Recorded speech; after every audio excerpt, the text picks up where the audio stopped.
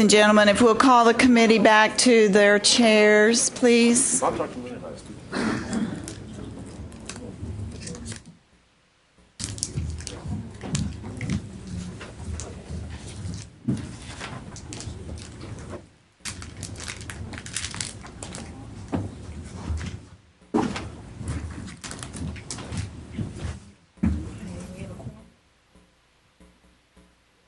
right. Thank you. We have a quorum present now. Welcome. This is the Committee on Academic and Workforce Success. Our second agenda item is consideration of approval of the minutes from the June 25th, 2014 committee meeting. Any questions about the minutes? I have a motion to approve.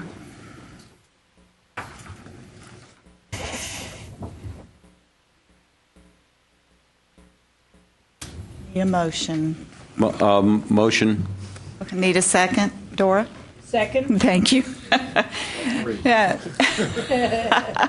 Help you all out. Thank you. All in favor, say aye. Aye. Opposed? Thank you. Motion passes. Agenda item 3, consideration of approval of the consent calendar. On the consent calendar today are items 5H, 5I, 5J2. Any questions? Any additions? Do I have a motion to approve? Second. Thank you. All in favor, say aye. Aye. All opposed? Motion passes. Item 4 is public testimony, but today we do not have anyone registered to testify, so we'll go on.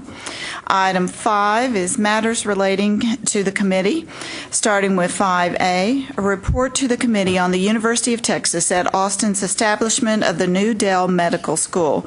We have Dr. Gregory Fenves, Executive Vice President and Provost at the University of Texas at Austin, and he'll provide an update. Thank you so much for being here today. Okay. Well, thank you, Chair Shepard. My name is Greg Fenves. I'm the Executive Vice President and Provost at UT Austin. And one of the exciting aspects of my job is helping start the Dell Medical School at UT Austin. So I'd like to give you a short briefing about the medical school, where we are in its development, and then I'd be glad to answer your questions about it. The mission for the Dell Medical School is we are committed to improving human health through excellence in interprofessional and transdisciplinary education, research, healthcare, and community involvement. And I'll talk about some specifics of each of those. As we were thinking over the past several years in our vision for the medical school, which became the Dell Medical School thanks to the generosity of Michael and Susan Dell, our vision is to transform current and future medicine and the healthcare delivery system through discovering innovation in our research mission, application through clinical care, and the translation of innovations to benefit patients and the population that we serve. And that'll be the theme of population health that I'll speak about. Our education mission is to inspire the next generation of physician leaders by providing foundation for our students to become skillful, ethical, and compassionate physicians, inquisitive scientists who are committed to discovery and dynamic and successful careers in medicine. Our clinical training will be very person-centered on the patient, high quality, safe and cost-effective care, and that, of course, is a major challenge facing the United States in how we provide high-quality medical care in a cost-effective manner, and looking for not only individual patient outcomes, but the health of the population that we serve. As a medical school at a major research institution, our goal is also to advance the boundaries of medicine through research and scholarship, intellectual curiosity, and exchange across disciplines and field. And a very important component will be interprofessional team development with our outstanding schools of nursing, pharmacy, social work, and many of the policy areas that affect health care. 2014 has been a very exciting year for the development of the Dell Medical School. In February of this year, the UT System Board of Regents had final approval for the first buildings for the medical school, so you may have gotten caught in traffic around Red River and 15th Street. There's about 500,000 square feet of construction now underway, a medical education building, a research building, and a medical office building. In March of this year, we appointed the founding dean of the Dell Medical School, Dr. Clay Johnston, a neurologist from the University of California at San Francisco. Clay has just been an astounding addition to not only the university but the community. I know some of you have already met and have started working with Clay, and he is just an amazing leader for the Dell Medical School. Let me just digress very briefly. When we started the search for the founding dean of the Dell Medical School last year, we were a little concerned about who would leave a successful academic medical career and come to a startup. Well, we were just incredibly impressed with the number and quality of the physicians, scientists, leaders who were interested in coming to the University of Texas. And when we started interviewing, they all said the same thing. This is a once-in-a-half-century opportunity to start a medical school at a major research university in a community that is really committed and engaged in health of the population and is an innovative community that is looking for new ideas and new solutions to some of the most pressing challenges in healthcare. We were very fortunate to get Clay Johnston. He is now working full-time, more than full-time, in the startup of the medical school. In July of this year, we reached agreement with Central Health following Prop 1 and passage of Prop 1 in 2012 by the voters of Travis County, to whom we are very grateful. We now have the agreement with Central Health to provide sustained funding for the Dell Medical School, in addition to the commitment of substantial funding that the UT System Board of Regents had earlier committed. And finally, we're in near the completion of our affiliation agreement with our clinical partner, the Seton Healthcare family. They have been terrific partners through a very extensive negotiation, as you can imagine, on a complex arrangement between the education and research that will be done in the medical school and the inpatient and clinical care that will be done through our hospital partner, Seton. Our goal is to create a very strong partnership that can grow to include other partners throughout Travis County as we expand the ability of the Dell Medical School to provide patient care to Travis County and its surrounding and its citizens in surrounding counties. Seton is building a new teaching hospital on land that will be leased to Seton. We had a groundbreaking ceremony just last month for the new Seton Medical Center at the University of Texas, and that is scheduled for completion in 2017, about a year after our buildings are completed. Let me say a little bit about the medical education, the undergraduate medical education. Our UT System Board of Regents approved our MD degree at their July meeting of this year. That request is now before the coordinating board and is pending. We hope that it receives positive consideration from the coordinating board. We are well into the accreditation process with LCME, the Liaison Committee for Medical Education.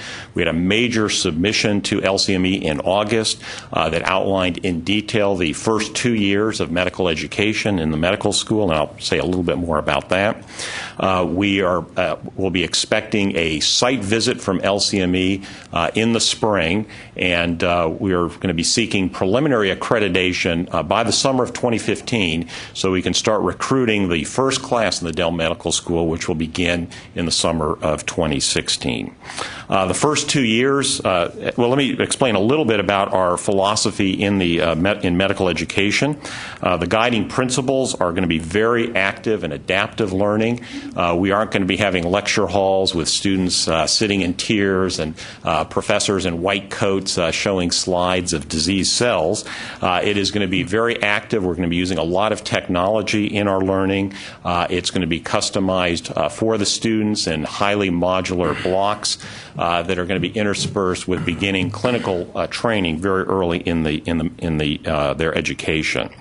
It'll be very engaged in problem solving, in this case, clinical diagnoses and developing therapies from the very beginning of their education, and training physicians to work as a member of a team with nurses, with pharmacists, with other allied health care. That is how medicine is now being delivered, and it is very effective. We need to train physicians from the very beginning to think as a member and leader of a team. It's going to be very collaborative, bringing in different specialties and subspecialties, so patients get an integrated care when they're under treatment. Other UT system medical institutions have helped pioneer the integrated patient care system, and we're going to adopt many of those best practices. And it's going to be very research-oriented. We want our physicians to also be innovators. And physicians, by nature, are problem solvers. They're trying to solve disease, and they have ideas, and by coupling with scientists, with engineers, with technologists, with healthcare delivery experts, we can start to think about how do we solve problems in a much more systematic and more rapid way. And there will be a lot of opportunities for our medical students to participate in individual research through the outstanding research that already takes place at UT Austin in the life sciences, in engineering. We expect we'll have dual degree programs also in other professional fields, including business and law. We're very busy now starting to, let me say a little bit about graduate medical education. The reason we're able to get such a fast start is Seton has been doing graduate medical education for decades. They are currently affiliated with UT Southwestern, and just this June, UT Southwestern graduated 72 residents from Seton, and a couple days later started 94 new residents into the specialty program that Seton currently has. That graduate medical education program is now in the process of transferring over to the Dell Medical School, and by the end of this calendar year, we should have completed that transfer with 16 residency programs, a total of 260 residents, graduate medical education, 150 clinical faculty that are working at Seton, and an additional 200 volunteer faculty from the local community who participate in graduate medical education. And by the end of this calendar year, the beginning of early next year, those will be UT Austin Dell Medical School residents and graduate medical education. We're very busy staffing up the medical school. When Clay got here full-time over the summer, he had 3 staff on the medical school. We're now at about 16. We have 5 clinical department chair searches now underway, outstanding candidates in internal medicine, surgery, OBGYN, pediatrics, and neurology. Those department chairs will be responsible for starting to recruit faculty in those specialties and the subspecialties within those departments, and beginning the clinical programs with Seton. We have a number of dean staff positions in medical education now underway, so that we will be fully geared up with our medical education department. And in parallel, we're starting to build out and plan strategically the research programs that we want to develop in the Dell Medical School, especially in conjunction with our existing and substantial existing life science, biomedicine, and biomedical engineering research programs already at UT Austin. So by the end of this year, you'll see cranes along Red River. By this time next year, we should be recruiting our first medical school students to begin in July of 2016. So I hope this has been a useful update to the committee, and I'll be glad to answer any of your questions. So congratulations, impressive start. It seems that you have a wealth of PhD researchers on your campus already. Is there going to be a focus of selecting students who would be entered into a clinical scientist track for a dual MD PhD? Yes.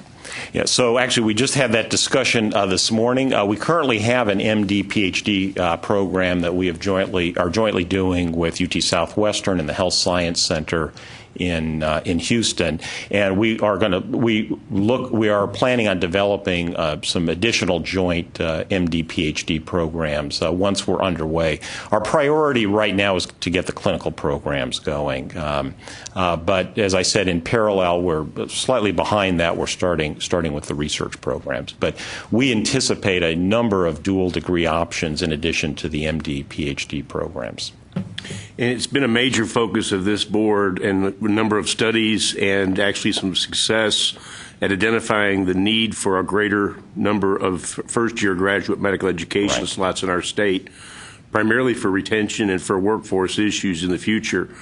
What is your class size for your UME, and how are we going to help you add more GME spots? Well, this is a critical issue in Texas. You all know the statistics much better than I do about the number of physicians per unit population. As I mentioned, we currently have 260 resident slots. These are mostly funded by our partner, Seton. And they have, again, we wouldn't be at this stage without Seton's investment over many, many years in graduate medical education. We would like to get those up to about 400 residents. Which would be a fairly substantial increase. At this point, we don't have a funding model or a funding plan of how that will be done, except, as I mentioned earlier and very briefly, we want to be able to expand the partnership. So we want to bring in clinical partners to help support the expansion of graduate medical education in Austin. So of that 260, how many are first-year GME positions? We matriculated 94 new residents this year. Okay, so 94. And it's my understanding that if a new hospital institution or a hospital institution that previously did not have a residency program opens a residency, they're able to tap into formula funding from CMS.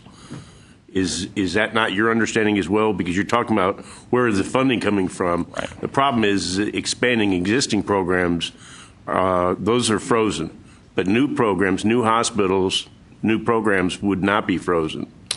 And so my question is, are you taking over the existing program and therefore you would be grandfathered into the frozen formula, or by building the new hospital, is this a brand new opportunity? This is now getting past my level of expertise to be able to answer authoritatively. There has been a lot of discussion about CMS funding for graduate medical education, especially around the 1115 waivers.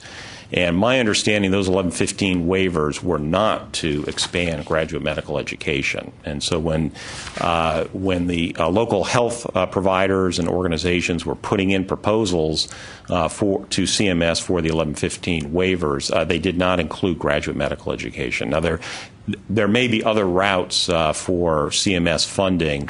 That has not come up as part of our planning at this point for the Dell Medical School. I move approval. Well, I have a question. Will you be displacing the UT Southwestern GME? We are going spots? to be, yes, we are going to be taking over the sponsorship of the residency program at Seton from UT Southwestern. So what will with happen agreement to by those UT, slots? No, the slots will be transferred to Dell Medical School. So UT Southwestern will still be using those slots that they already own, and you'll add. So the slots are actually owned by Seton. So Right. Seton is is paying for those slots and is they're Seton employed physicians for the most part that are doing the graduate medical education. This had previously been sponsored by UT Medical Branch. Right. After the hurricane, it transferred over to UT Southwestern, and that is now transferring over to UT Austin. So the slots will remain at Seton. But UT Southwestern won't be able to use them because Dell Medical will be using them. That's correct. So there will be displaced GME shortage. Yeah. Yeah, this currently does not add GME slots. So that's absolutely correct. So UT Southwestern is looking for more slots. Is that what we're saying? Okay. I don't know what UT Southwestern plan. That was our fear, that we were really just creating another shortage. Well, it's not removing slots. UT Southwestern has been part of this entire negotiation. Okay. This has been a very cooperative and conciliatory transfer of the GME program from Southwestern to UT Austin. Other questions? Other comments? I have a question. Go ahead, Commissioner. Very, very quickly, how many ladder faculty do you expect to hire by the time the school actually opens in 2016? Yeah, so our plan is to have by, 5 year, we are immediately transferring UT Southwestern affiliated faculty to UT Austin. We're going through a process in doing that, and that will be about 125. We are going to start hiring medical educators for the undergraduate medical education program, start hiring more slowly some clinical faculty that will be employed directly by UT Austin. Our 5-year plan out is to have about 280 or so faculty in the Dell Medical School between educators, basic scientists, translational scientists, clinical faculty, and clinical faculty. Yeah. So it's our 5-year target is about 280 faculty. It's a lot of work. Thank you for an excellent presentation. So your first class is the summer of 2016, and That's how many correct. students in that class? I'm sorry. I hope I didn't omit that number. I may have I'm missed sorry. it. It's 50 students. So we're looking at 50 students per class, and that's steady state through at least the first five years. The medical education building has been sized to a total of about 200 MD students. Well, tell me about admissions. When you're admitting these students, is there any kind of emphasis given to Texans, or are you just recruiting the best from around the world, or what's the philosophy there? Well, that's a good question. We have not. First of all, we think we're going to have tremendous interest in the Dell Medical School, especially from Texans, especially from UT Austin students. And I get questions from our undergraduate students. How do I apply for the Dell Medical School? We have not made any specific decisions about the geographic distribution in state versus out of state. But I would presume, much like the other medical schools, it's going to be heavily in-state students. Good. Thank you very much. Other questions? Yeah, I think in answer to your question, I believe statutorily the UT and really the state-sponsored institutions are capped at 10% out-of-state acceptance. So when I was in medical school in San Antonio, only 20 of us were out-of-state students. The other 180 were in-state. Is that the case? Well, that is certainly the case for undergraduate admission, for first time in college admission under the top 10% law. It may be the case. I'm not sure for undergraduate medical education. But if it's the statute, we will follow the statute. Well, this item doesn't require any action. So, Dr. Fenves, if there's no other questions, we thank you so much for coming today. Okay, thank you for Appreciate the it. opportunity. Oh, I'm sorry. sorry. I didn't see you, Jerry. No, it's okay. You talked about a lot of dual degree programs with like MD, PhD. Right. Are you thinking of teaming up with UT Austin to do any like BA, BS, MD programs? Oh, that's a good. 7 That years? is a very good question. Yes, under the UT system, and the former executive vice chancellor for health affairs, Ken Shine, we have started a program called TIME, which is a 7-year bachelor's MD degree program. And so we've already started that at a small scale for UT Austin students. That's with partnered again with Southwestern and the Health Science Center in Houston. We would like to have a program like that on the UT Austin campus, where highly qualified undergraduates could apply, meet the certain and pretty rigorous academic requirements, but be able to complete both a bachelor's and an MD degree in 7 years. Again, thank you so much. Thank you very much. Appreciate it. Item 5B is a report to the Committee on Activities of the Learning Technology Advisory Committee.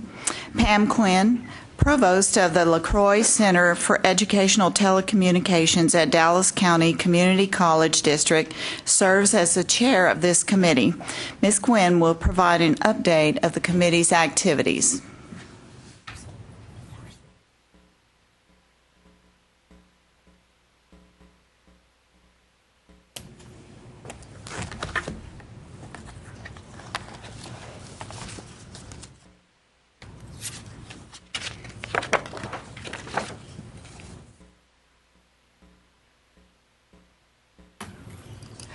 Good morning, Chair Shepard, distinguished board members, Dr. Paredes.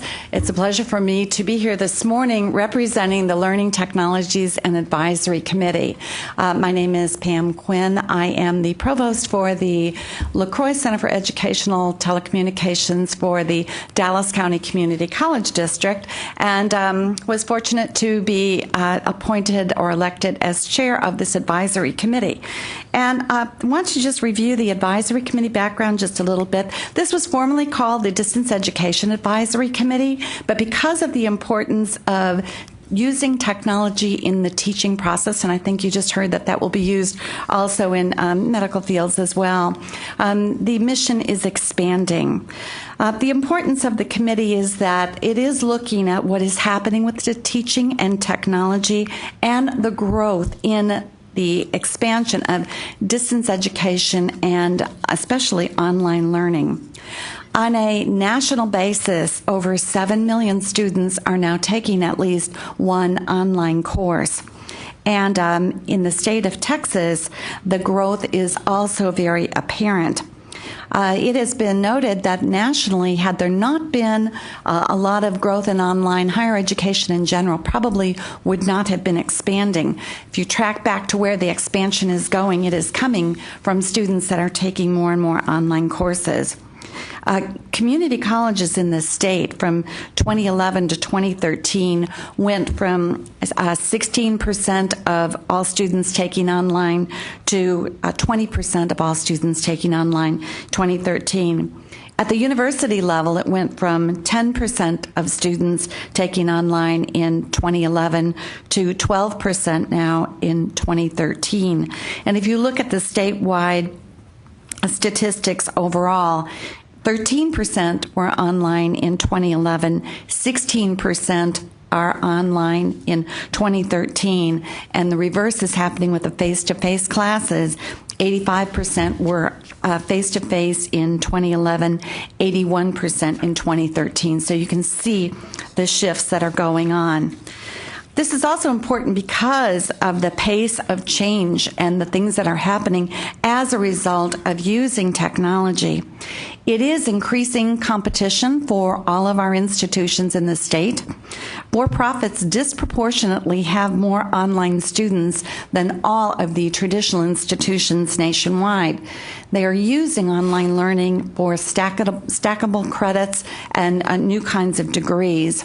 And it is expanding because students are swirling more and more. This allows students to take credits from multiple institutions. And just not that many years ago, when my daughter ended up graduating, she had taken credits from 4 different universities and community colleges. And there was a time when she was enrolled concurrently in 3 institutions at once. So the landscape is changing, and sometimes we don't really recognize it because all of the efforts, and even in our own district in Dallas, we seem to think all of our students are driving into campus and parking in the parking lots. But we have this summer, over 50% of our students were online. So there's a very large, rapid shift happening, and sometimes it's just not apparent because we think of those students that we see every day on campus, but the online students are certainly growing, and they are there everywhere. I can also comment on a personal basis. I defend my dissertation 2 weeks from tomorrow, and I've been a fully online doctoral student through Lamar University. It's been a wonderful experience, and I did that so I could learn what it is that students are experiencing online. And as you look at the online students, they are generally a little older than the traditional 18 to 22 year age. So for those number of people out there that weren't born with technology, my experience has really helped me in understanding how to deal with some of our students that are just online for the first time and are struggling with the technology. You have to get through the technology to be able to learn. It's been a wonderful experience. As we look at the charge of this committee, though, we discuss the role of technology in education. We provide some policy research and discussions about where all of this is going. And we also review the doctoral programs that are going to be offered fully online. And our purpose in that is making sure that the support is there for the students and all the things they need to be successful are in place at the university level and are made available to students at a distance. Over these past year, we have approved the Doctor of Occupational Therapy at Texas Women's University. We have approved the PhD distance education program in educational leadership from Texas Tech. We have approved the instructional technology Doctorate of Education from Sam Houston State University, and in front of us now is the face-to-face off-campus program, the Doctorate in Counseling from Texas A&M Commerce, and that is being developed primarily because many of their students are living in the Dallas-Fort Worth area as opposed to East Texas and Commerce. One of the big issues facing us, all institutions on a national basis, is a result of some of the activity from the Department of Education, and they kind of opened the issue of offering degrees online across state lines. This has been happening for a number of years, but about 3 or 4 years ago, the Department of Ed said they weren't going to offer federal financial aid unless we were approved by the individual states. So that meant we in Texas could not enroll students from other states without getting approval from that state. Otherwise, federal financial aid would be withheld. That was quickly dropped because it was challenged. However, all the states became aware of what's really happening in online education, distance education. So the issue was raised, and now it is real. And there is a group that has been formed called the National Council for State Authorization Reciprocity Agreements. I happen to sit on this national council.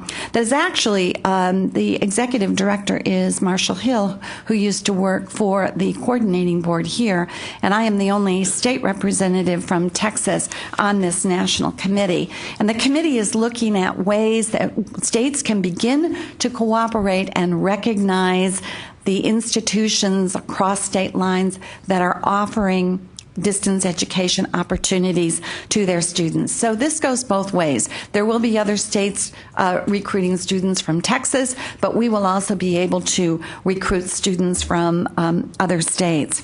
And we are having to get approval state by state.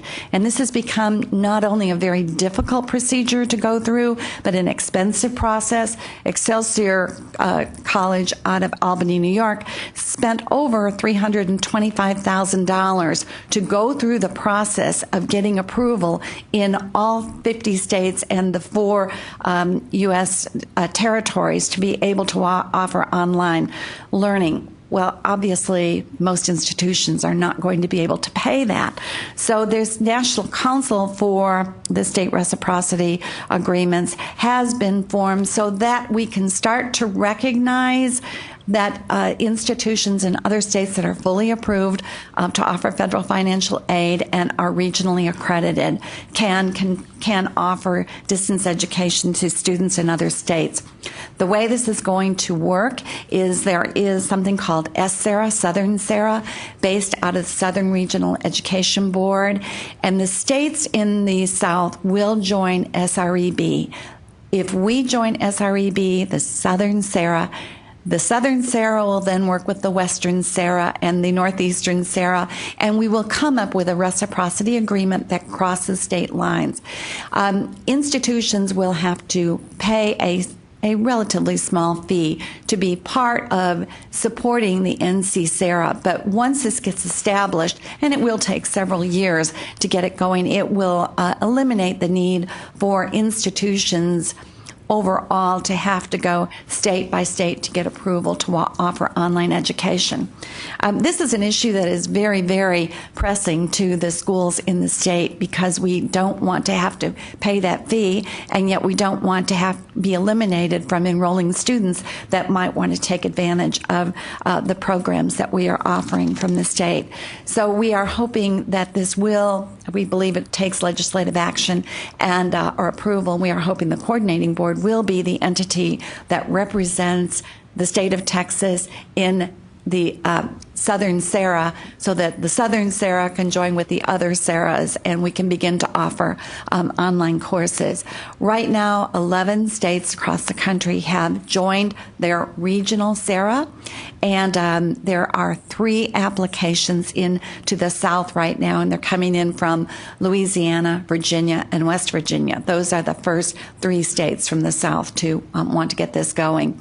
So it's kind of it's a big puzzle we're all working on, but as Marshall Hill says, states all recognize the driver's license that is issued in your own state. So we are hoping that it's kind of a similar reciprocity understanding will be had so that Kentucky would represent or recognize good institutions in the state of Texas and allow us to recruit students from other states if that is necessary. And as I stated earlier, that really is what is happening in higher education. People are moving around to get the degrees they want from the institutions they want.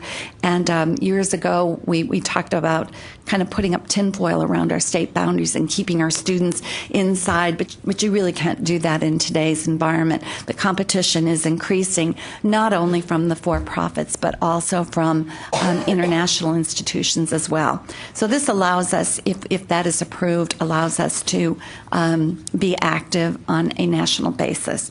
So that's a very big pressing issue. Ms. Quinn, is that a board, Commissioner, is that a board issue or is that a legislative issue? The participation in SREB? Right.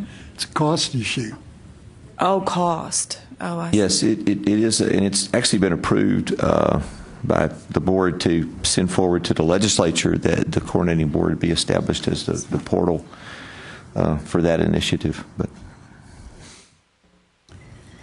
the other things that the Learning Technologies Advisory Committee is working on is we have a database inventory of colleges and universities across the state, and they list who and which institutions are offering what degrees in an online format, what programs are available to students. Some of the other issues that we are discussing on an ongoing basis, one very important one is competency-based education. That is probably the next big thing on the horizon. It works very well with online learning and the structure of online courses that are developed in modules. So that's why it is being discussed with online. And there are some current state projects that are being piloted in the state, and one is with Texas A&M Commerce and South Texas College, and they are offering a degree that is competency-based.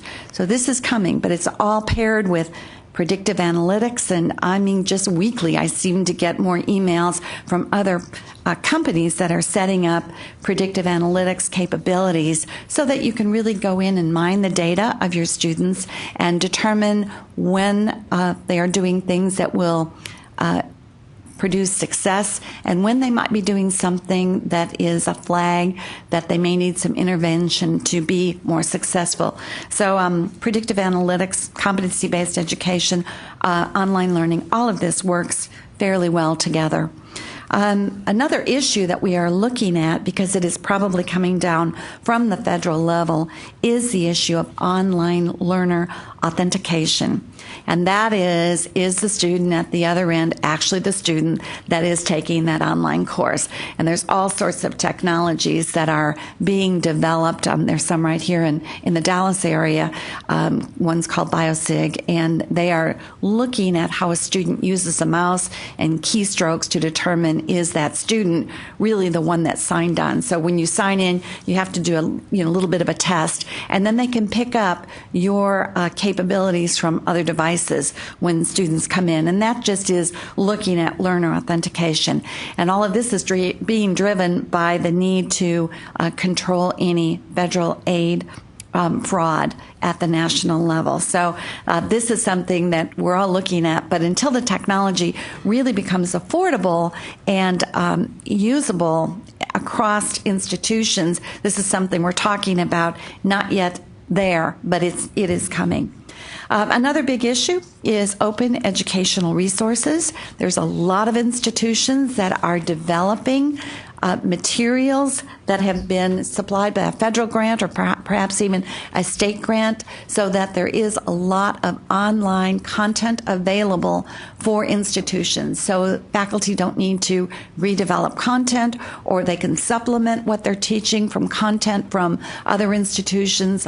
There's University of Texas participates with, I believe it's edX, there's Udacity, there's Coursera, a lot of different places that are offering both MOOCs, which is the massive online open courses, and just open educational resources.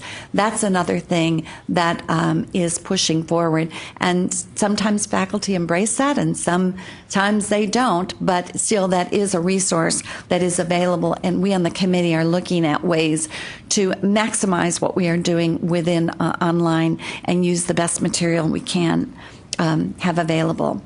Another issue we have discussed is the use of digital textbooks to help drive down the cost for students.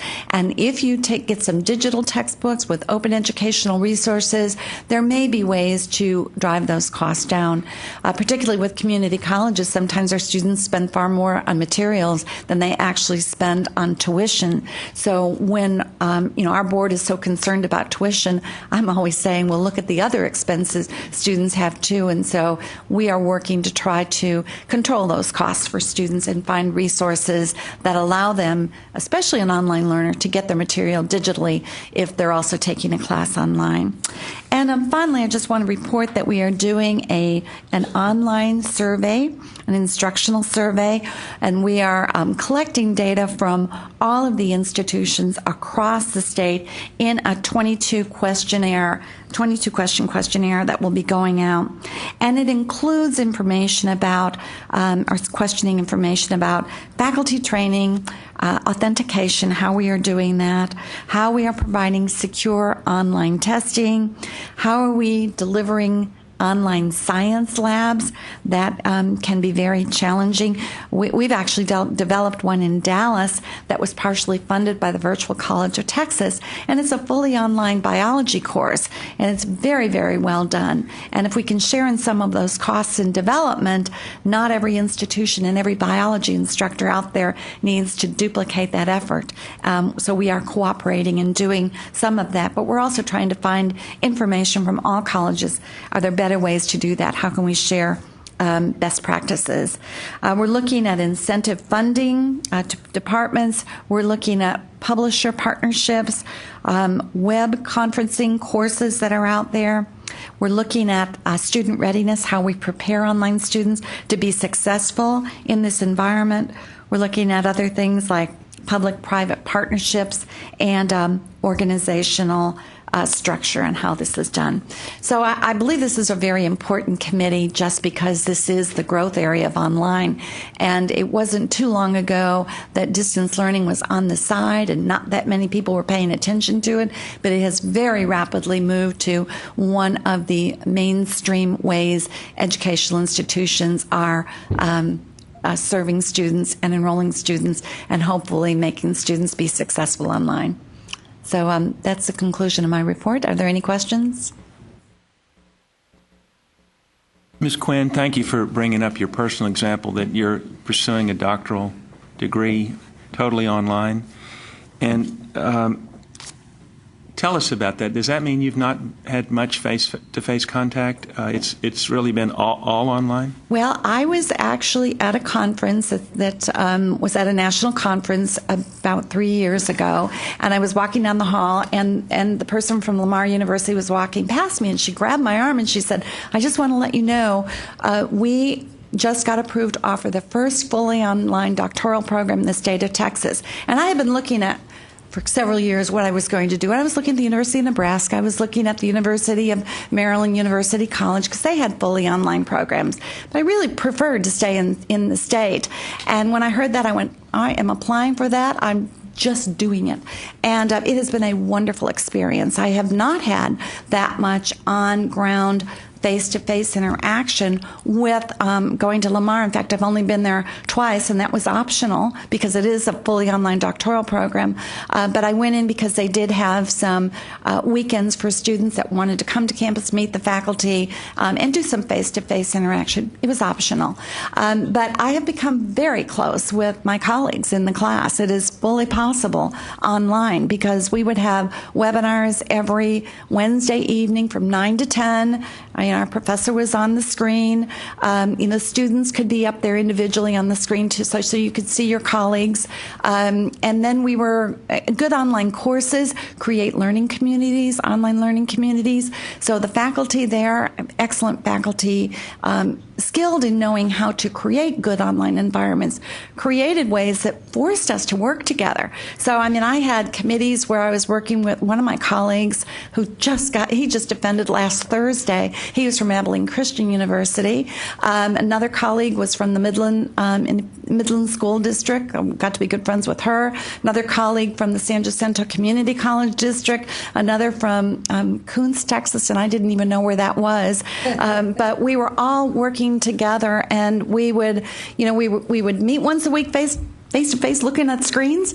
We would have activities like we would have Saturday morning discussions just amongst our committees that were working on things. And so what I was able to learn is it was a wonderful experience. I completely learned, really enjoyed the experience, and met and made good friends around the state too. Did you say you're going to defend your dissertation?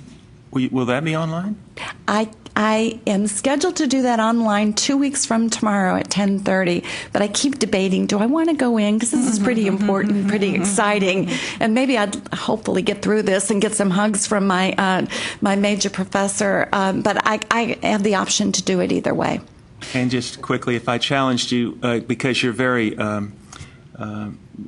positive about the experience, but if I challenged you, are there any negative aspects to it that you've seen from your personal experience? I not really. I enjoyed it. I obviously would not have been able to go to Lamar if I live in Dallas area, if this had been online and not online. I liked it because it was a program that had both higher ed students and K through 12 students in it, and so they allowed us to take many of the assignments, but tailor it to what our needs were. But I thought it was very valuable that it wasn't just higher ed, because especially at the community colleges, we are getting so many of those students straight out of school learning the K through 12 issues, particularly what happens at the high school level, was extremely valuable for me. And I've been in distance education and community colleges my entire career, so this was a very valuable experience being in with these K-12 administrators and what are the issues there. So if I had to say what I didn't like, I don't know what it would be. I really enjoyed it. And what it proved to me is that you really can learn, you really can make good colleagues. And it instantly helped me because although I am in charge of our learning management system with our district and all the people report to me, I'd never gotten my hands into it before. So once I became the student and started struggling through some of the technology, I was so much more sympathetic to what the students can go through, and also have become more supportive of what online faculty need to do for their students in order to support student success. So for me and what I do, it's been really terrific, and I think I've heard that from all my colleagues as well. Thank you very much. Thank you, Ms. Quinn. We appreciate you coming. There's no action on this item. Item 5C is a report of the Committee on the Activities of Graduate Education Advisory Committee. Dr. Charles Lackey, Dean of the Graduate School at the University of Texas, Brownsville, serves as the chair. And we also have Dr. Candy Tayabi, Associate Vice President for Academic Affairs and Dean of Graduate Studies at Sam Houston State University, serving as the co-chair of the committee. I believe, yes, you're both here. All right. Thank you so much.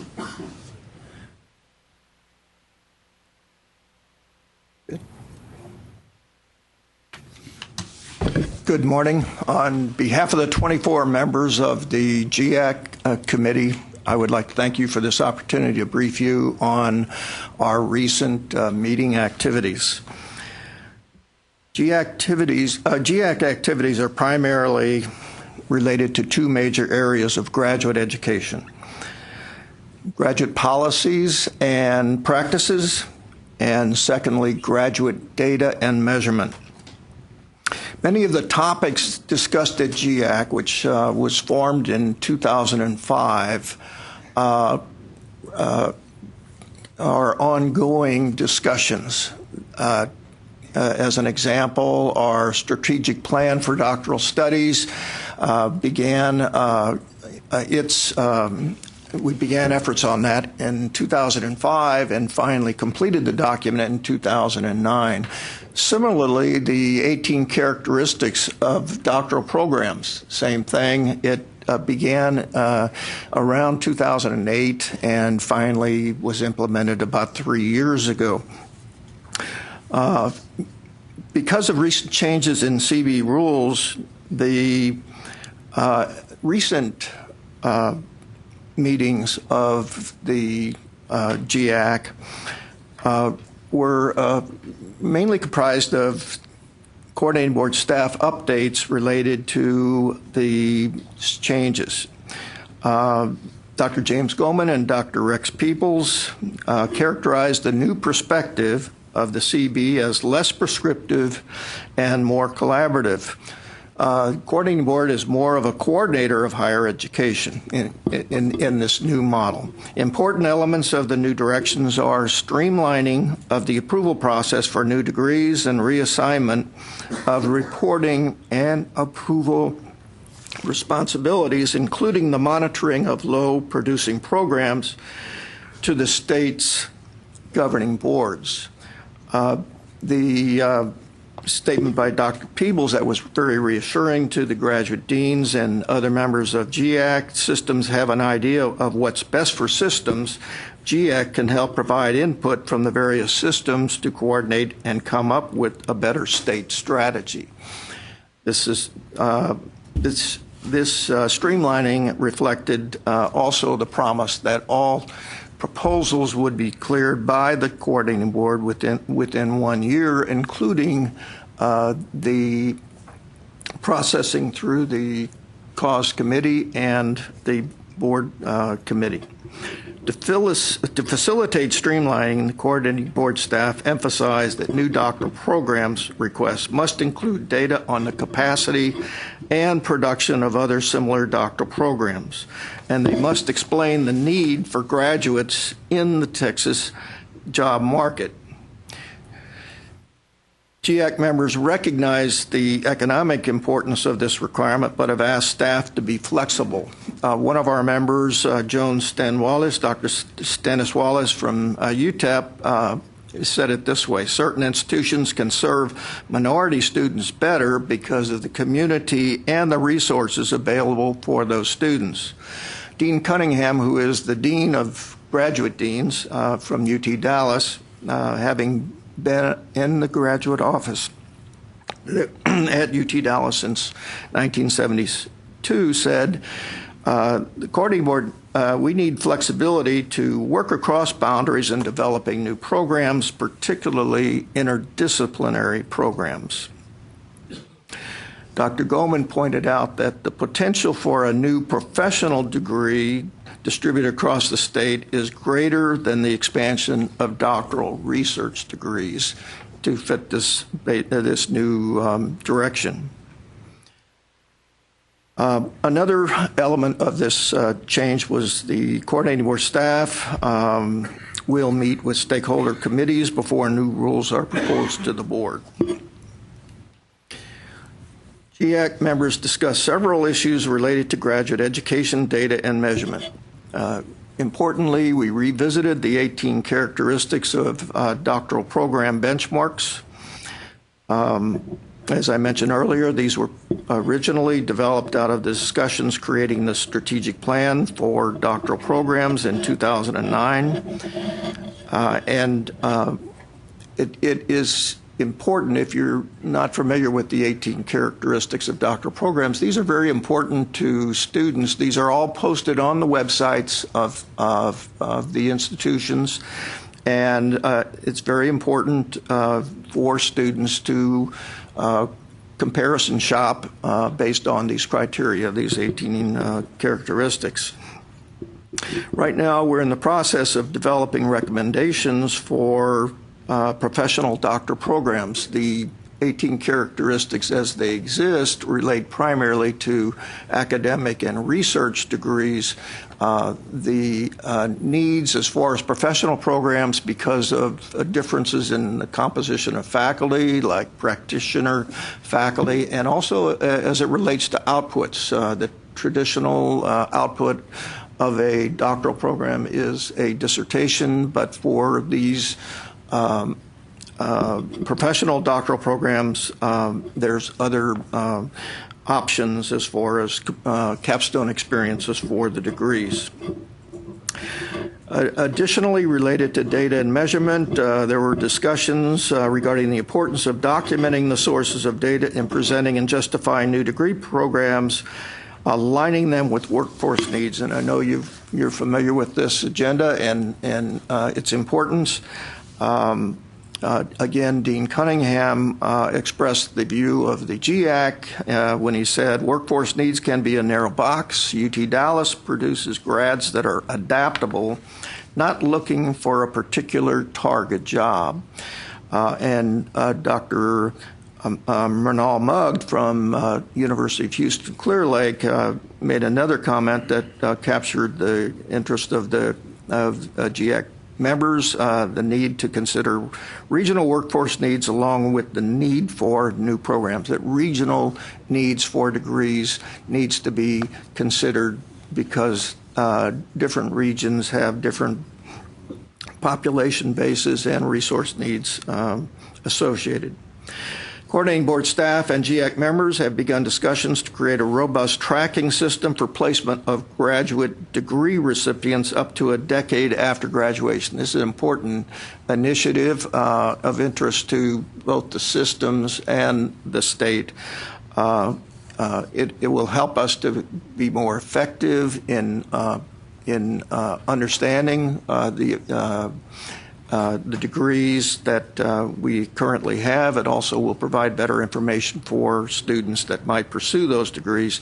This initiative is a national initiative right now. I'll just point out that Council of Graduate Schools nationally has funded a special project to research this same issue.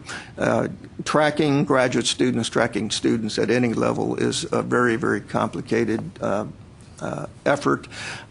Some people just don't want to be tracked.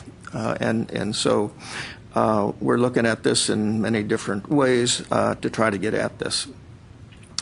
At our last meeting, Chris Fowler asked the GIAC to rethink elements of faculty productivity and the definition of faculty productivity. As you know, this has been something on the radar within the state.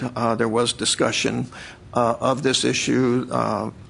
What is faculty productivity goes beyond just research publications, and so we'll continue to have that dialogue until we get to some kind of reasonable new definition. The October meeting of the GIAC has planned a joint meeting with the Learning Technology Advisory Committee, which you just heard from. It's extremely important to share the responsibility for transforming delivery of graduate programs. As you know, we're still in the infancy of this transformation with many new ideas and much experimentation. So bringing these two important committees together is I think a really important step to helping Texas to stay ahead of this issue and maintain our competitiveness in terms of these degrees. The two main topics for the meeting will relate to the process for new online doctoral programs and the SARA state authorization reciprocity agreement you just heard about a minute ago. Discussion will also include topics related to the calculation of costs for online degrees, and distance education student access to student services and resources, including dissertation advising and ensuring rigorous doctoral advising. As we just heard from Pam, we'll certainly have inside information on how that might work. This year, GIAC will also be working with coordinating board staff to advise regarding a possible strategic plan for graduate education to take into consideration this RAND report, which you heard earlier today. So we want to update that plan to take into consideration what we can from that. Other topics, just really quickly, we talked about the Apply Texas application. There's some changes in degree designations that are of interest to the graduate deans. Academic program review is an ongoing interest for us as a committee, and the academic common market. I would just like to say that in closing that I have actually been going to GIAC meetings since the beginning. I just was made a member last May, and forgot about the Simon Says thing and raised my hand and immediately became chair of GIAC as I have been very, very interested in GIAC. I think GIAC is a tremendous asset for the coordinating board and for Texas. In my experience, the topics that we discuss, the things that we do permeate through the various systems, and these topics continue to be discussed in the Texas Graduate Deans meetings, system meetings, even at our national meetings. I feel like this GIAC has more than paid for itself over this time. And I thank you again for the opportunity to make this presentation. Do you have any questions? Thank you for this report. This item does not require any action. Board members, do you have questions? So that quote from was it Dr. Cunningham about Yes. workforce needs can be in what was that again? That interests me since this is a committee on academic and workforce success. Okay. Dr. Cunningham says a lot, and we do listen. He said that we need flexibility to work across boundaries in developing new programs, particularly interdisciplinary programs. And then he also said in regards to workforce needs, can be a narrow box. UT Dallas produces grads that are adaptable, not looking for a particular target job. And I think what he means by that is frequently, particularly in the sciences, science has become so interdisciplinary that even at the graduate level, that the interests change as these students go through the programs. They learn things, they understand things, and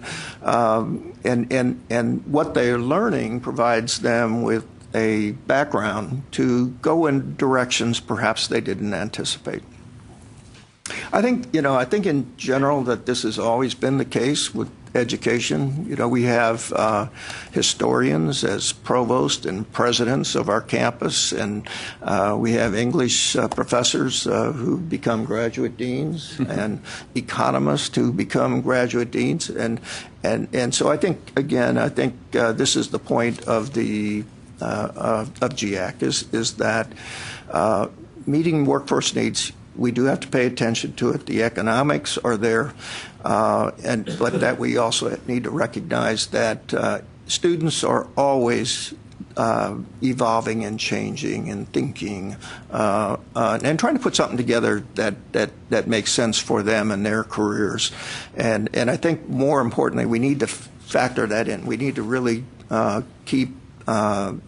make sure that they're prepared to be flexible, to move in different directions. I think also one of the discussions that we had was that as we're responding to the needs of the workforce. Part of that is that it's not always along traditional lines.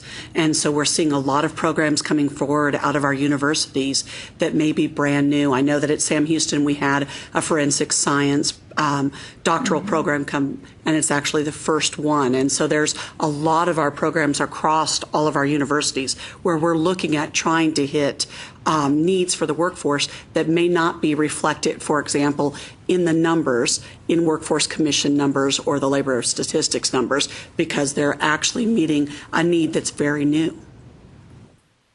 Thank you so much That's for coming to keep today. in mind. Thank you for articulating that. Thank you. Here. Agenda item 5D, consideration of adopting the staff recommendation to the committee relating to a request from Sam Houston State University for a Doctor of Education degree with a major in instructional technology. Rex. Thank you. Sam Houston State University is proposing an EDD degree in instructional technology. There's only 4 other programs that are somewhat like it in the state of Texas. This one is designed to really do a little bit of what Pam Quinn was talking about earlier, and that is to integrate the use of technology into the classroom and to teach folks how to do that. Often technology is adopted because it's there, and so these programs are designed to try to facilitate the effective use of that technology in the program. And speaking of workforce need, as you can see, we do have some estimates here about 20% growth rates in this particular segment. So it at least appears as though we're not meeting the demand statewide. And again, this is one of those areas where the integration into the classroom is really important, particularly for educators in our public sector.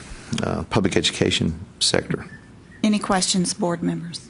And we have representatives here from Sam Houston State that can speak to this if you have any questions. Any questions?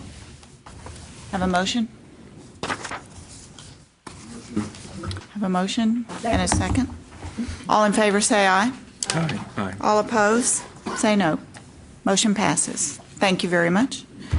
Agenda item 5D, consideration of adopting the staff recommendation to the committee relating to a request from Tarleton State University for a Bachelor of Science degree with a major in civil engineering. Rex. Thank you. This is one of 2 proposals from Tarleton State University for engineering degrees that are before you. This one is, first of all, for civil engineering. And this is one of those areas where I think the coordinating board staff and the institutions have worked really closely together to really take a close look at this issue of need and to try to look at all of the available data that we can find, not only Bureau of Labor Statistics, but Texas Workforce Commission. We've also reached out to entities like ABET to try to get some sense from them of what is needed in these areas. So I think this is one of those places where we've actually come a long way in trying to make sure that the programs that we recommend to you for approval really do meet needs either at a regional or statewide basis. And so as you can see, there are some numbers about the proposed numbers of graduates in the state of Texas, but also the proposed need for engineering, and that these programs will help fill that particular need. Tarleton is also one of those that's somewhat new to engineering. They have 2 existing programs, one of which will be phased out with the approval of these 2. And again, we have representatives from the institution here if you have any questions. What are the 2 existing programs? Engineering physics and environmental engineering. It's right there on page Thank you. In the box there. It's right there in front of me. Yes, sir. So environmental engineering and engineering physics, and they will phase out the engineering physics program. Other questions? Here. So, Rex, this question, the two-digit CIP code, how important is it that the institutions have other programs in those 2 digits? Well, I know the answer, but we have a number of engineer programs that are being requested in here. I know there's a statewide need. But how important is it for the institution to have other programs in that 2-digit? Well, it's helpful in terms of the synergy that they can have between the programs, especially in the introductory courses. In the engineering programs, there's a lot of overlap quite often between the engineering programs, and so they can use a lot of the existing resources that they have, both in terms of labs, but also in terms of faculty to help support the programs. Well, that's what I've been told by people that are in the engineering education fields. Is one of those areas, I believe, is physics. Is that they've told me that that's very important. Is that part of that 2-digit code? And that I don't think so. I don't believe so. Does the institution, Tarleton State, have a physics Bachelor of Science? Yes. They do? Okay. Yes, they do. They're okay. And just so I don't have to ask it on each of these, just so I know, in the state of our engineering programs, are they at capacity in the other institutions? Yes, there are some that are. But there's not large amounts of capacity. We really need to build more capacity? Yes. Okay. That's all. Move approval. I have one quick question or comment. So I don't serve on this committee. I don't get a vote. And I know you guys just thought I was staying for lunch. That's not it. I actually stayed for this item because there's a number of engineering degrees on here. One, I think Tarleton's done a great job of explaining that, at least I think to Janelle and myself. And two, I live this every day, and I want you guys to know we need more engineers. This region of the state, there's high interest in engineering, and we just don't have that many opportunities in that region of the state. Yeah. Yes. We have a motion and a second. All in favor say aye. Aye. All opposed? Motion carries. Thank you very much. The next item is 5D. 3, consideration of adopting the staff recommendation to the committee relating to a request from Tarleton State University for a Bachelor of Science degree with a major in electrical engineering. So moved. I don't know that you can add much more to this, but there is a need, and Chris is saying rah rah. So move approval. Second. All in favor say aye. Motion carries. Thank you very much. Congratulations. All right. Item 5D, consideration of adopting the staff recommendation to the committee relating to a request from Texas A&M University, Corpus Christi, for a Doctor of Philosophy degree with a major in geospatial computing sciences. I can't even imagine what that is. So, Rex. Thank you. Yes, just to take a break from engineering for a moment. We can look at a Doctor of Philosophy degree in Geospatial Computing Sciences that's been proposed by Texas A&M University at Corpus Christi. And as the notes say, this really is unique to the state of Texas, and it also addresses some of the issues that were raised both by Pam Quinn but also by the GAC committee, and that is to look at these areas of interdisciplinary degrees. And so, and I will admit that it took me a while to kind of wrap my head around this as well, about the notion of this combining geospatial science and having, at one time in one of my former lives, having actually helped start a GIS program. I sort of understood that aspect of it, but also the notion of then joining this with a program in computer science so that those two things really come together. And it is, again, it would be a unique to the state of Texas, and Corpus Christi is uniquely sort of geographically, in a sense, located for this because they can do measurement both land, air, and sea.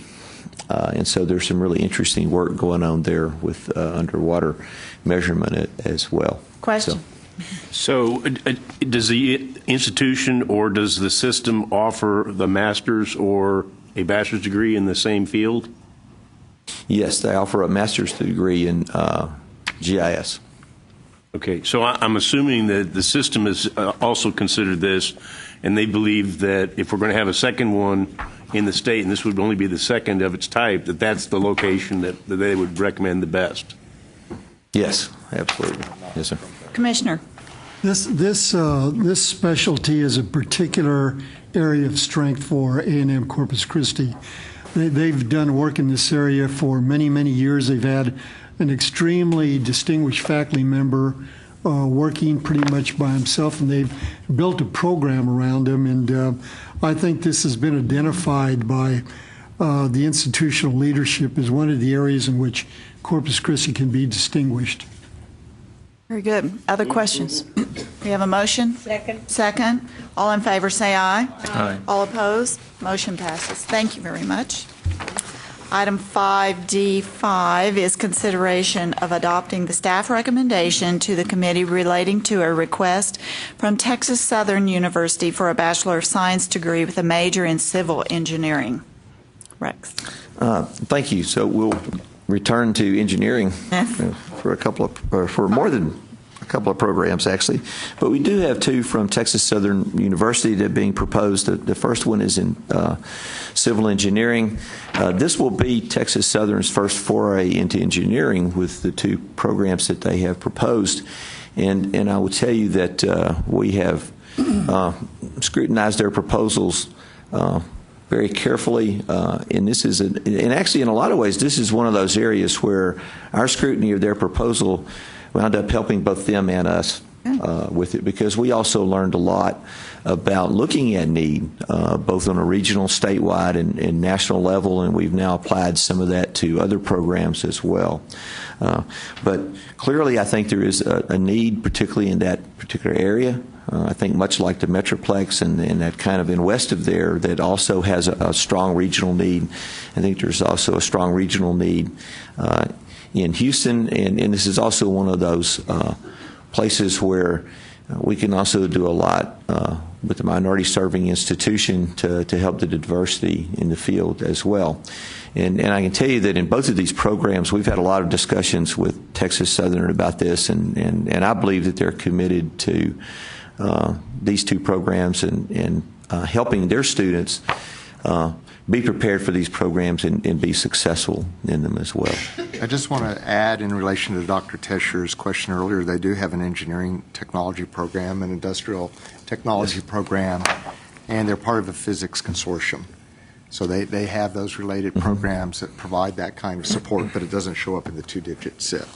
Right. Yeah, so what is the physics consortium? Because I thought at one time they had a physics undergraduate degree that was a low degree granting program under the previous program that was then sunsetted. So I'm assuming that they're going to make a major investment in engineering faculty and try to ramp up more than just this. I anticipate in the future they're going to have other bachelors of engineering degrees before us, would they not?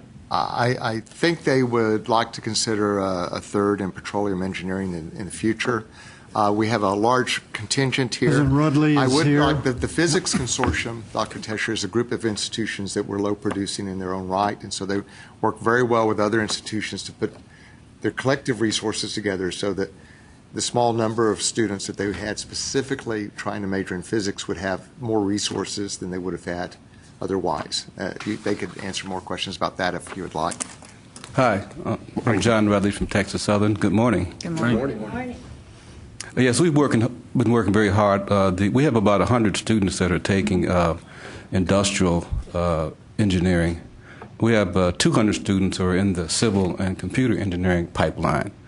And so our move is to upgrade those programs so that those students, when they get a chance to go into the job market, they're not disadvantaged by having the lesser degree than a Bachelor of Science in civil engineering and one in computer and electrical engineering. I guess follow-up to the question I'd asked earlier, so you have TSU students who the opportunity for them to get into other programs, those classes are already full at other institutions, so it would make sense for the state to offer new programs at a new institution. Yes. Yeah. Indeed, okay. indeed. That's about my understanding. And if we could, Madam Chairwoman, could I move that we take both 5 and 6 together? I move their approval. Second. Well, I think we have to vote separately. Let's vote separately on them as they're Okay, I'll different move 5 agenda. then. Second. We have a motion and a second. All in favor say aye. Aye. All opposed say no. And I'll move on the next one. Second. Motion passes. We have a Bachelor of Science degree from Texas Southern University with a major in electrical and computer engineering. And a motion and a second on the floor. Any questions Discussion. Yes, sir. Well, I just want to thank President Rudley and his team for working so hard on these programs. I visited Texas Southern and went around and visited your new facility for engineering instruction, and it's very important that TSU succeed with these programs. Thank you. I accept it as a personal challenge, and I would like to add one other comment. You approved the Maritime Transportation and Safety Program, and we're building academic programs that lead directly to the workforce. So as the Port of Houston workforce ages, that maritime program at TSU provides the new workforce. The Airway Sciences program that we have at TSU that we've launched is going to provide an opportunity for kids to become pilots. And so the engineering program, again, is giving our kids an opportunity to have access to the workforce. And we produce about 1,300 graduates a year. So this is really a major opportunity for TSU to upgrade its academic program. And I also believe that in terms of diversity, it will be able to start to diversify TSU. As you know, our law school, last year, 28% of the graduates were Hispanics in the law school. In the pharmacy school, 18% of the pharmacists are Asian students.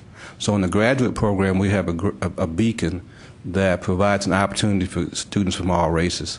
The undergraduate level is where we're going to do the work, and the strong programs will be able to help attract students from all different races and backgrounds to TSU, because they will come for the engineering programs, they will come for the Airway Sciences program, and they will come for the Maritime Transportation and Safety program. So thank you. Excellent. All right, we have a motion and a second. All in favor say aye. Aye. All opposed, no. Motion passes. Thank you. Actually, thank you. When we're betting on you. Thank you. Thank you. The staff, as Rex said, he came down, and Dr. Paredes and I have been coming up with strategic plans for TSU for the last 7 years. You should know that. So thanks to the staff, and thanks to David as well for helping us get our paperwork together and get these programs off the ground. Thank you. You're welcome. All right, item 5D7 is consideration of adopting the staff recommendation to the committee relating to a request from the University of North Texas for a Doctor of Philosophy degree with a major in mechanical and energy engineering. Yes. So University of North Texas is proposing a somewhat unique program that tries to take mechanical engineering and focus on its relationship to the energy industry. So in that sense, it probably is really one of the first in the nation, and certainly one of the first in Texas to have that particular kind of focus of taking a specific area of engineering, in this case mechanical, and then using it to apply to the energy industry itself in all of its forms.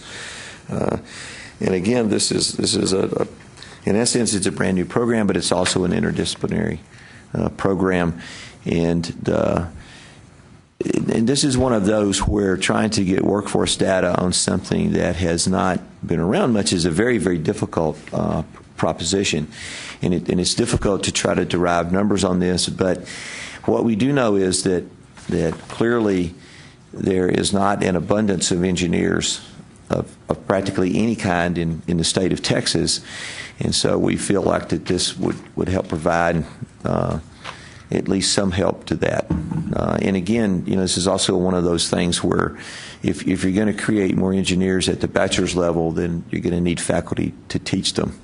And so this also helps with also making sure that pipeline of future researchers and teachers is there as well. So. Second. Any discussion? Questions? All in favor say aye. Aye. All opposed? Motion passes. Item 5D8 is consideration of adopting the staff recommendation to the committee relating to a request from the University of Texas at El Paso for a Bachelor of Science degree with a major in engineering leadership.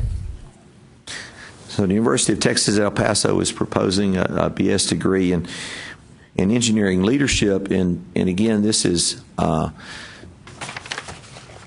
somewhat separated from the normal areas of engineering. But this one actually proposes to combine what is generally thought of as a general engineering degree with some management coursework in it as well, to address the need for engineers with some management skills. And as you can see, this is also somewhat aligned with programs that deal with construction management and so forth. And so this is one where we also particularly grilled UTEP, I guess, if you will, on the need for this, and will these folks actually be able to find jobs with this kind of degree, since it is somewhat of a departure from the norm. And I believe we do have folks here from University of Texas at El Paso that would be glad to answer any questions you have about that. Move approval. Second that. Any discussion? All in favor, say aye. Aye. All opposed, say no. Motion passes. We have a lunch on the agenda right now. Do you want to move it, or what is the consensus of the committee? You want to eat it? I didn't know if you wanted to proceed and try to finish. All right. Do you think we'll finish in the next half hour? Depends on how short our reports are. There are a lot of reports. We will work to make sure they're as brief as possible. So no. So what? So I know we have people trying to catch airplanes. That was my question, though. I can relate. I'm all prepared to continue. How long do you think that it's going to take?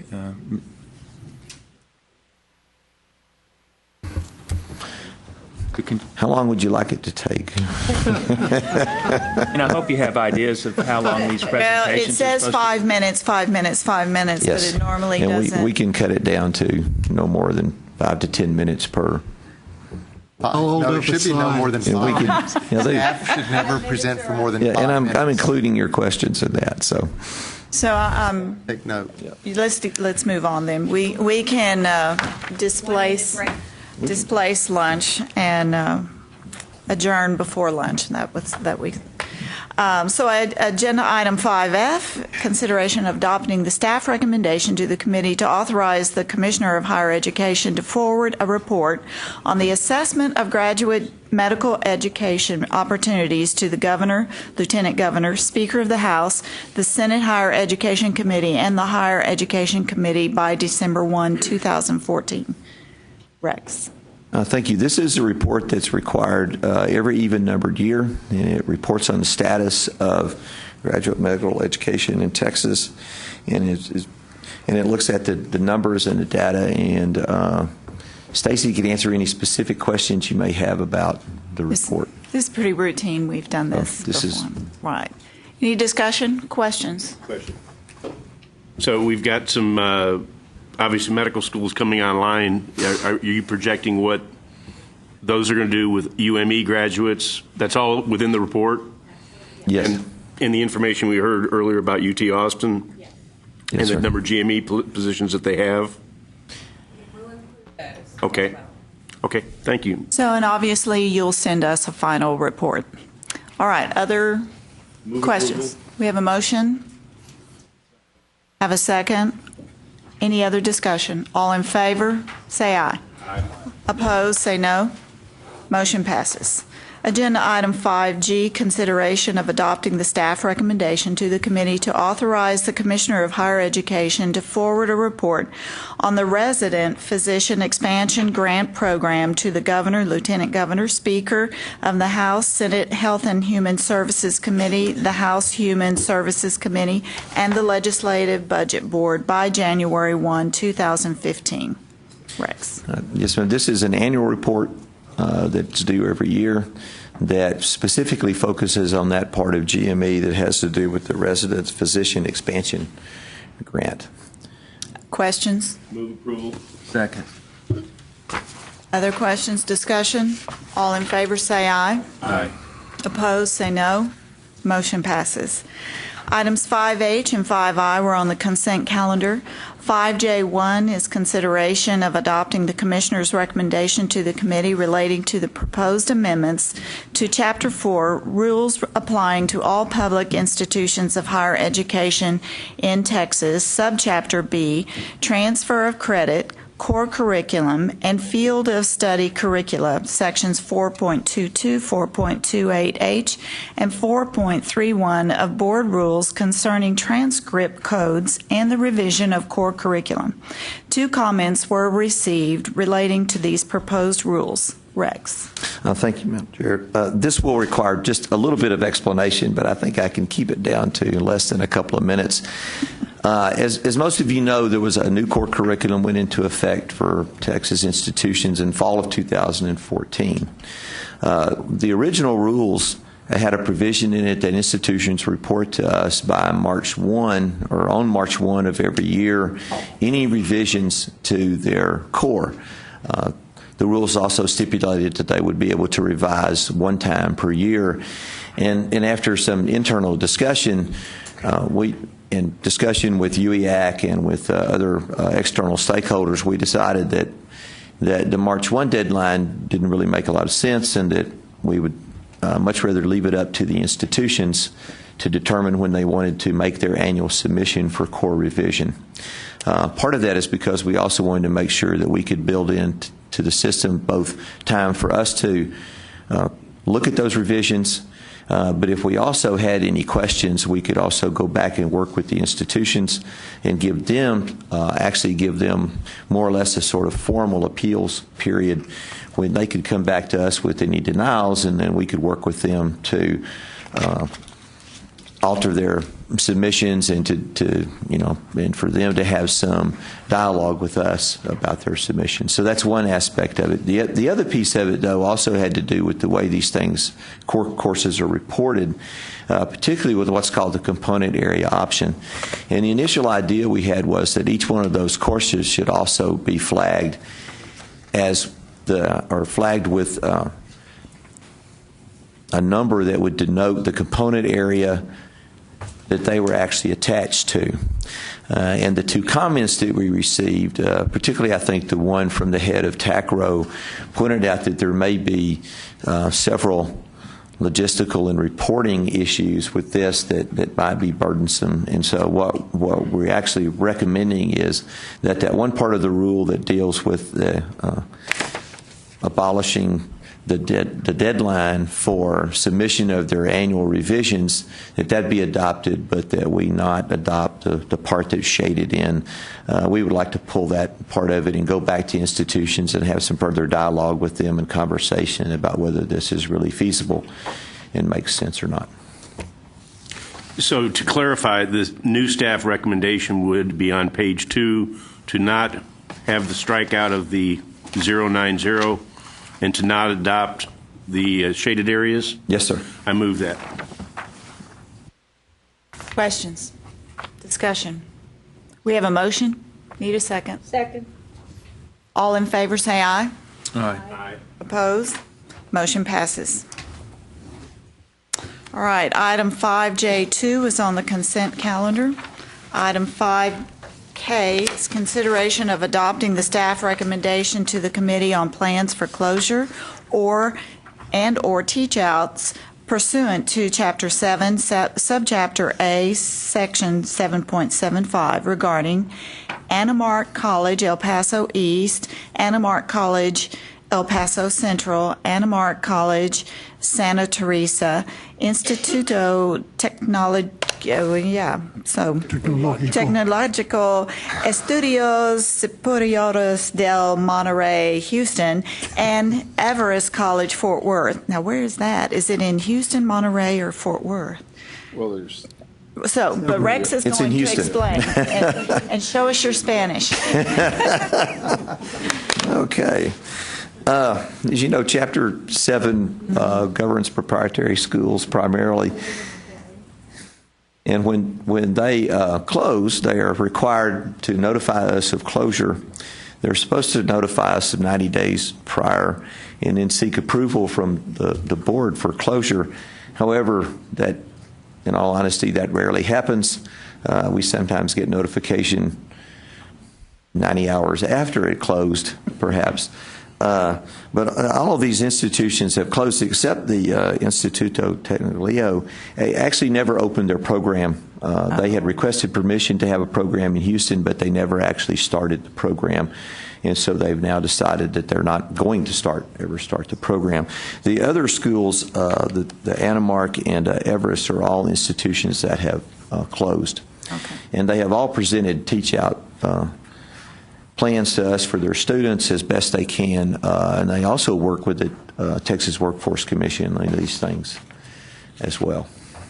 Questions? Motion? We have a motion? Second. Have a second. All in favor, say aye. Aye.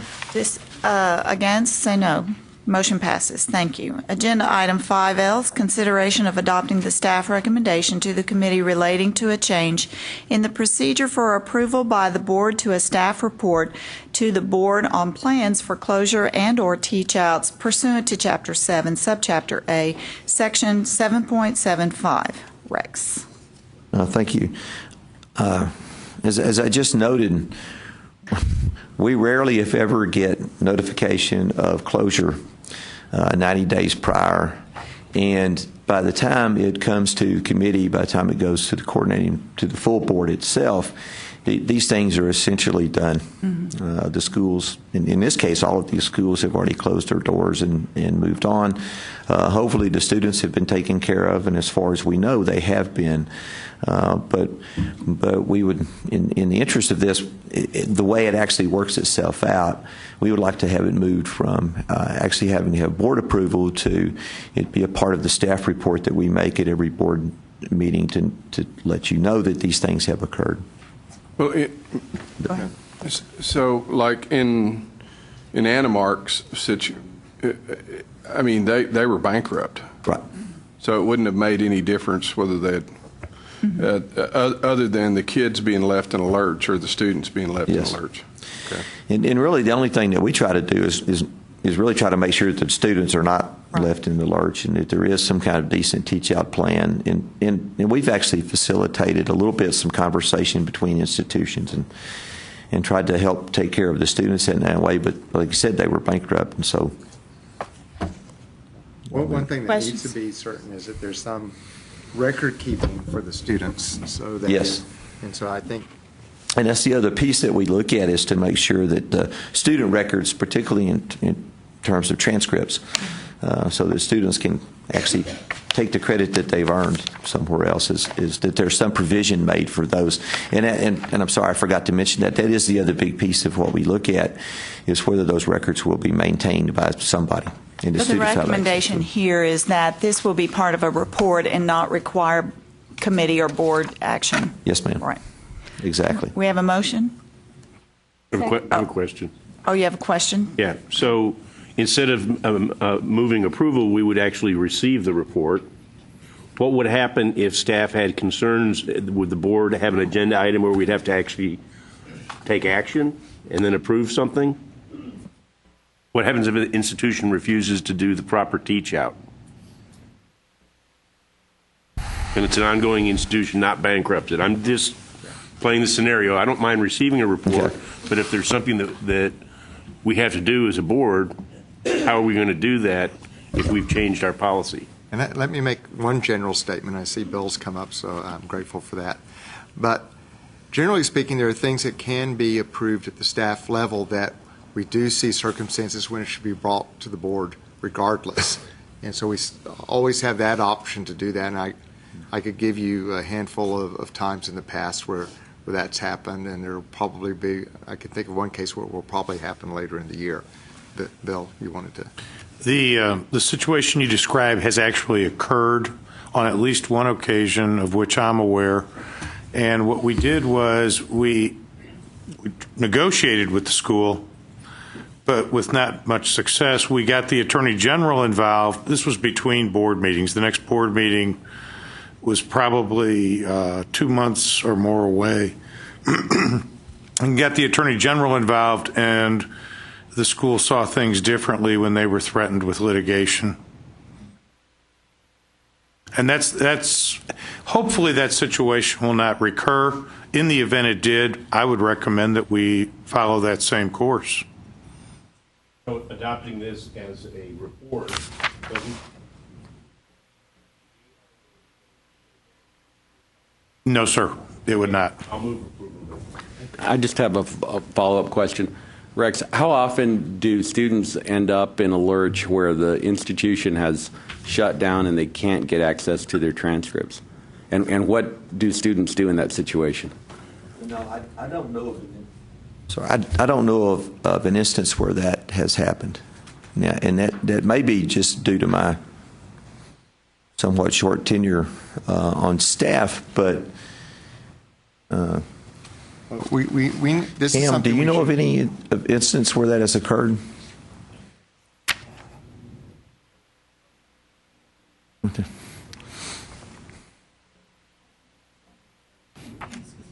I believe it's only occurred recently with Animark, where at the present time their student records have been seized by, it's either the FBI or the Office Inspector General. Other times, I think they've always been taken care of when we've always been able to point them to the custodian of record. One of the key points, even with the non-for-profits that come through a different process here, is something in place. So if the institution does dissolve, that has to be somewhat independent of that structure, so that there will be a way to secure those records. So that's very important, even prior to the changes in the Chapter 7 rules. Correct. A lot of times they go to another local institution which agrees to take care of them, or a third-party company or vendor that regularly takes care of transcripts and student records. Other questions? Can they be required to post a bond or something so that, I mean, this doesn't, I'm just going to, I mean, if it's only happened once, then maybe it's not that big a deal. I'm just worried. You hear about this stuff happening in third world countries where, the institution burned down or it closed down and the person can't get their degree. I just want to, make sure that it's not a big problem here. And it's really not. And I think another part of what makes it not quite as big a problem in the United States is that the schools that are approved by the coordinating board to operate in Texas also have to be accredited. And as far as I know, every accrediting body that I've ever looked at, part of their procedures and their processes themselves is that the institutions always have a way, sort of a way out, if you will, when it comes to student records. And the accrediting agencies, even in this case, the accrediting agencies have been actively involved in trying to help that process of both the student records and the teach-out plans. So. Yes, the motion's on the floor. Do we have a second? Second. Any discussion further? All in favor say aye. Aye. All opposed say no. Motion passes. Thank you.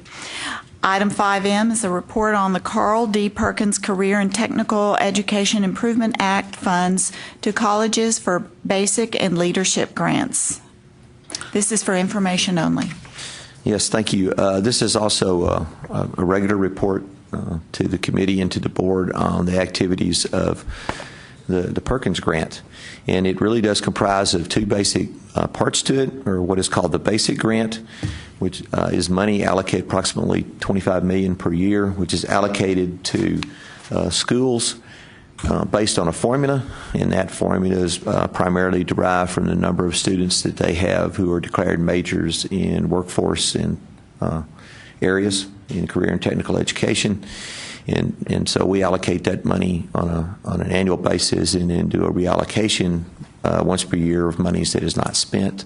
So the basic grants are again, go to all 50 community colleges, and they are based on a formula. Now, a part of the money, Perkins, is also what are called leadership grants, and that is funds that can be used to fund innovation in instruction, and those grants are given out on a competitive basis. We had 14 This year, we wound up giving out 9 grants to different institutions to use for curriculum development.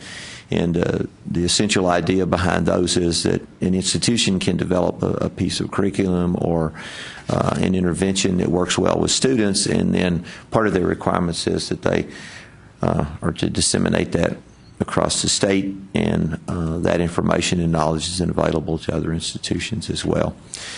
And Donna Carlin is in the audience, and she can address any specific questions you have about particularly leadership grants. The report's in your book? And the report is in me. Yes, ma'am.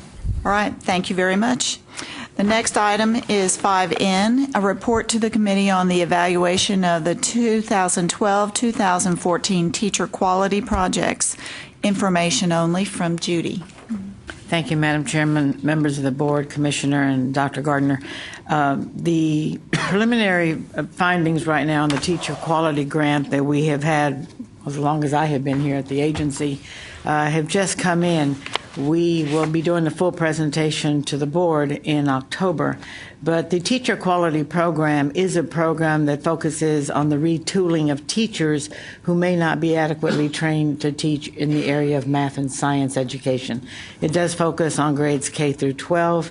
It is funded through a higher ed institution is awarded the grant, and then they partner with the K-12 education program. What we have found through the evaluation, which is awarded to an external funder, it's not done internally by us.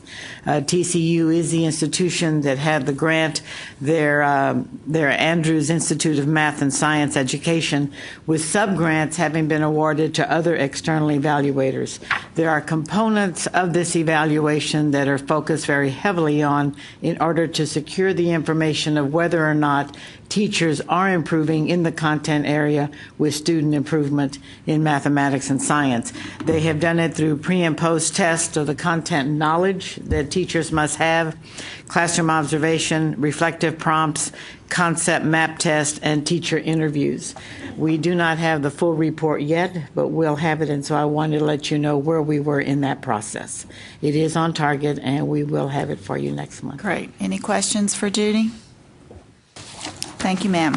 Item 5N is a report to the committee on the evaluation, teacher quality projects, That was what you just did. Yes. I forgot to mark it out. 5O is consideration of adopting the staff recommendation to the committee relating to scaling effective developmental education strategies and providing professional development for faculty and staff to support those efforts statewide in order to improve advising, access, and acceleration of underprepared students. Judy. Big task. You know that over the last, it just seems since I got here 6 years ago, we have been working on the redesign of developmental education.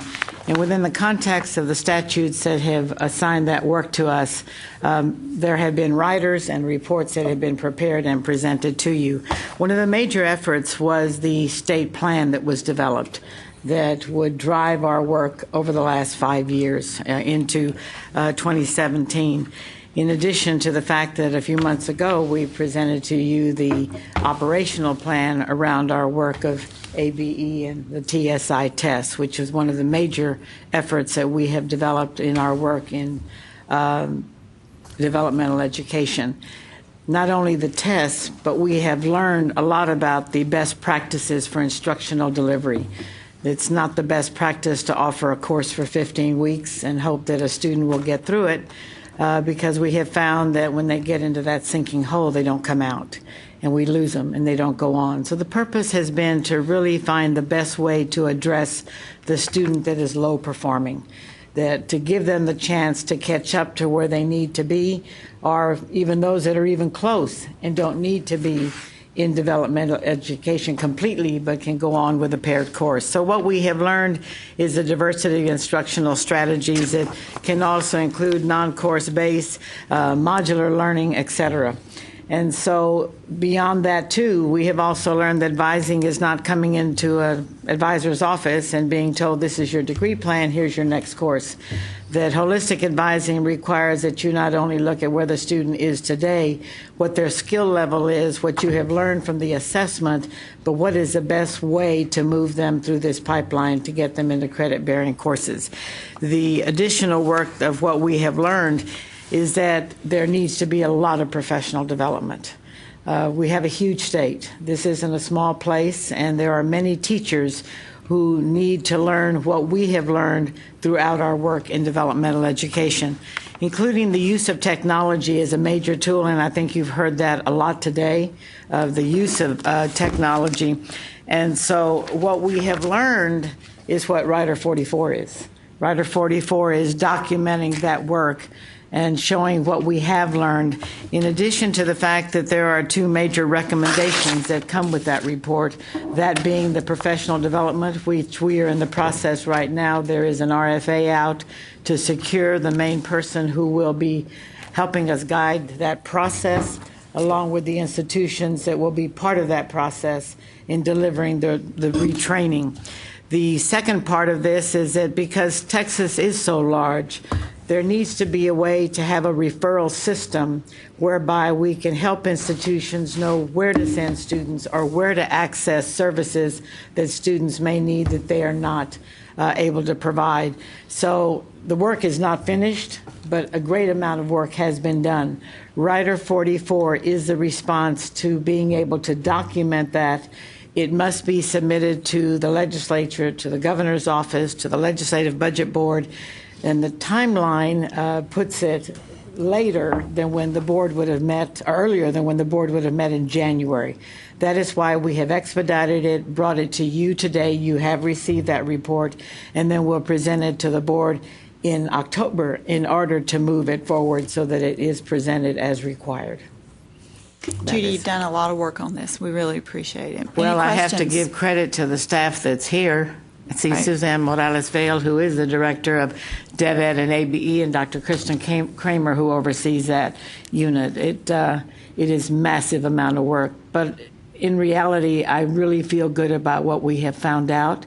There's still a lot of work to go, but people are coming on board. I think we'll have a good report for the legislature. Any questions? Move for approval? We have a motion and a second. Discussion? All in favor say aye. Aye. And all opposed, no. Motion passes. Thank you, Judy. Let's see, our next item is 5P, consideration of adopting the staff recommendation to the committee relating to the approval of amending the contract with the University of North Texas to coordinate and implement regional teams for the vertical alignment training project. UNT in 2011 was funded originally with board approval to proceed to develop the alignment project that focused on the work around math and science and English language arts. The project, to me, is very exciting. It's been under the direction of Dr. Kristen Kramer, along with her staff, Claudette Jenks. It's exciting because it has connected not only the post-secondary institutions, but it's connected us to the K-12 world. And looking at the work that is being done, the lessons, the curriculum, the delivery systems, so that there's a pipeline of dialogue so that as we prepare students in that K-12 world, we are helping those teachers, along with the higher ed teachers, better understand who they are teaching, what they are teaching, how they are being affected in post-secondary education by the knowledge they either bring or don't bring. Mm-hmm. What we have done now is expanded this work, along with the service centers that we have been involved with, to better address what is now HB5. HB5 has brought us together with the college prep course, and so this additional funding will help with that work as well, including the fact of following through with not only the alignment work, but helping in terms of the expansion of the other curriculum areas, which is those 5 endorsement areas that was not there originally when we started. So it does bring us to the table to have more discussion around alignment, and that's why we would like to have the additional approval to add this money into the pot to help these institutions move forward. Questions? Move approval. We have a motion and a second. Any discussion? All in favor say aye. Aye. All opposed say no. Motion passes. All right, item 5Q is an update on the study relating to the availability and use of open educational resources in Texas. Dr. Van Davis, Director of Innovations in Higher Education, is available to address any questions about this report. Let me just start briefly. If you have any questions, Dr. Davis can answer. But this was in reaction to Rider 52, which required the coordinating board in consultation with the Virtual College of Texas to study and recommend policies regarding the availability and the use of open educational resources that might have to do with teaching, learning, research. Various things are in the public domain. Van has worked with the director at the Virtual College of Texas. He just joined the Virtual College, I think, in June. And so you received essentially an outline of that report, and you'll receive the full report prior to the next board meeting. But they've worked together this summer, but the full report will be available. So this is an information only. That's all it is. No need to vote. All right. Any questions? So our item for lunch can be canceled, or how many of you want to stay and eat here? If we have a committee quorum, we must stay in session. I'm going to the airport. So I think everyone's leaving, so the official way to... How many do we not have to have here that can eat lunch together? So... I'm not planning on going to the airport. I'm driving home, so I'm going to have lunch. Oh, okay. I'm not going to the airport either. So 3 people for a quorum of the committee, right? That is correct. Right. So 2 can have lunch. So 2 can have lunch. Well, you can have lunch, just not together. Is anyone else staying? I believe the rest, are you going to stay? No. He's not a member of the So committee? you can join us. Jacob? I'll eat on the road. Yeah. You can eat in another part of the building. We can just recess and come back. Right, You're but welcome I'm to come to leaving. my office and eat. Have a quorum to close the meeting. So, yeah, you have to have a quorum to close the meeting in 30 minutes, say. You're going to stay, we'll have a quorum, and we'll just come back and close the meeting. No, it's So I'll move adjournment. Okay. All right, we have a motion to adjourn. Second? All in favor say aye. Thank you. Go in different rooms or something.